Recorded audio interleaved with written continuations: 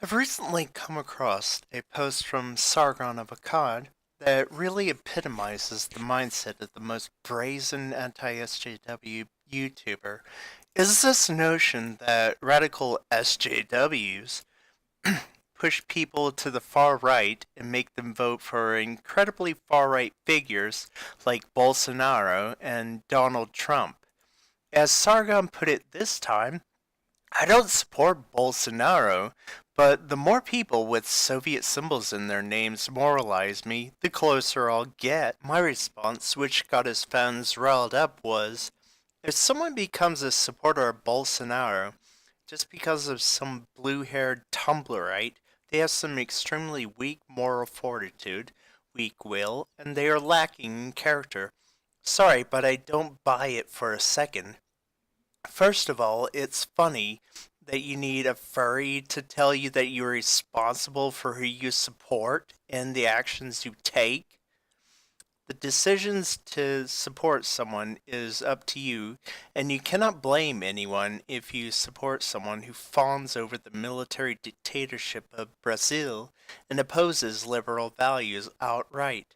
There's a smidgen of truth in that sometimes people feel like they are pushed out of what they used to support because they no longer feel comfortable with it.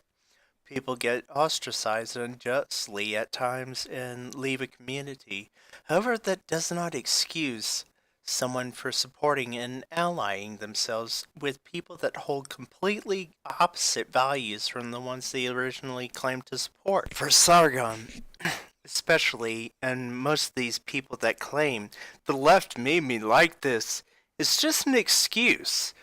That this tells me that you're such a reactionary in the literal sense of the term that your opponents can manipulate you into supporting someone you say you abhor. Let's look at it from a personal perspective on my part. For a time, I adopted the libertarian ideology and actually took the time to understand the precepts. I became engrossed in studying economics and material from the Mises Institute. And after a while of studying that, I thought I had solid ground to stand on in arguments, even when I was chided and made fun of. Eventually, I found these ideas could not withstand my own scrutiny, so I discarded a lot of them and kept some good ideas. This is a healthy way of leaving an ideology, and I knew why I was wrong. I didn't feel like I was pushed out of libertarianism. I just left it without resentment. At this point, I had changed my mind, but became more involved in following anti-SJW channels because I had bought into the nonsense they were spreading. One thing I would never have done is blame someone else for my support of these channels, no matter how worried I was about this shift in the cultural narrative. Another thing I would not have done is support insanely far right people just because they were against SJWs, because I know the far right holds values that would be a serious threat to things I care about and possibly my life if they ever got power. This brings me back to people like Sargon of Akkad, because when he made this tweet, it's more of an excuse because he refuses to take responsibility for anything he does or for his support for anyone. Let's take a look at some previous examples. Instead of asking someone like Elliot Rodger felt so entitled to a woman's affection that he needed to go out and murder people to punish them for not giving him what he thought he deserved, instead of looking into the communities like the incel community that takes advantage of young men who feel that their entire worth is getting a female partner, which was a societal expectation before feminism, by the way. This is who Sargon just blames without any deep analysis. It is a fucking feminist system that's doing this! Instead of actually looking into the events that transpired at the Charlottesville alt-right rally and recognize the violent groups that were descending upon the town, Sargon typically plays false equivalences and just blames the left again for escalating the violence, despite Stormfront being there to tell the true message of the alt-right, race war now. He then proceeded to spread lies about Heather Heyer's death in a conversation with Millennial Woes, the same lie that the Reich started spreading after the incident. Violent right-wing maniacs just looking for violence, and then when the car thing happened, it was just like a gift from God for them, because that's the evidence. Just to jump in on the car thing, as I understand it, I thought Heather Hayes or Hay or whatever her name was, I thought she died of a heart attack. Is it any wonder why Sargon continually supports right-wing or far-right politicians like Theresa May, Donald Trump, now Jair Bolsonaro, and he was rooting for Marine Le Pen to win the French elections? Who you support tells others a lot about you and your values. For a supposed classical liberal, quote unquote, he tends to align himself with the furthest right and oftentimes the most disastrous political figures. Perhaps it is easy for him to give such monumentally ignorant endorsements when he doesn't have to suffer or endure the reign of such political figures.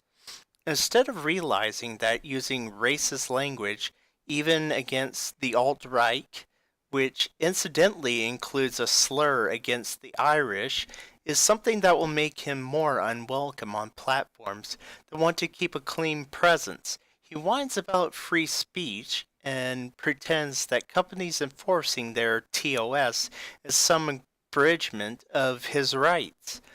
You know, playing the victim card. These examples paint a pattern which leads me to believe that when Sargon made that tweet, then proceeded to set his background to support Bolsonaro, it was not because someone on Twitter moralized him, it is because he will support literally anyone who will stand in the way of the left.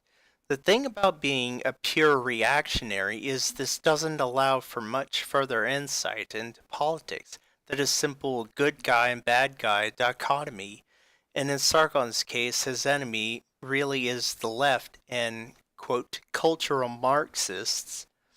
The problem with this is there's practically no one that Sargon will not ally himself with.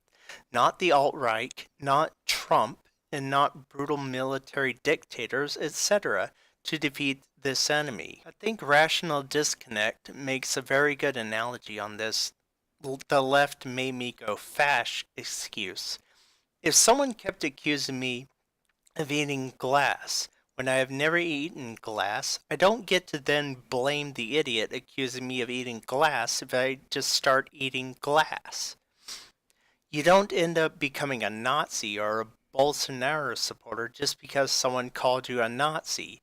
You were either already very close to becoming one, or you are such a weak-willed idiot that you can be manipulated incredibly easy. There are other explanations for the rise of the far right recently, especially in the age of Donald Trump. There's the fact that we have practically ignored the majority of extreme right terrorist groups since the war on terrorism made such a dramatic push towards efforts to combat Islamic terrorism. Donald Trump's election as president essentially signaled that sexual harassment, bigotry against vulnerable people, and vicious racism was going to again be permissible. He gives permission to the attitudes that already were widespread in society, which is why the alt-right, who were previously trying to hide their power level because they knew being honest about their intentions would lead nowhere, recently came out of the internet and in the limelight. If you go fash just because someone called you a fascist, congratulations, you just proved them right in that accusation. If you voted for Trump just to get back at people for calling you names, guess what? You proved them right. Way to go, champ! Sargon. Are you trolling to own the SJWs? Or are you like Dave Rubin, A sideshow clown who pretends to be open to the marketplace of ideas but just holds a far-right wank fest? Or was Anita right? Now if you excuse me, the Resident Evil 2 remake has just come out, and I've got some zombies to kill.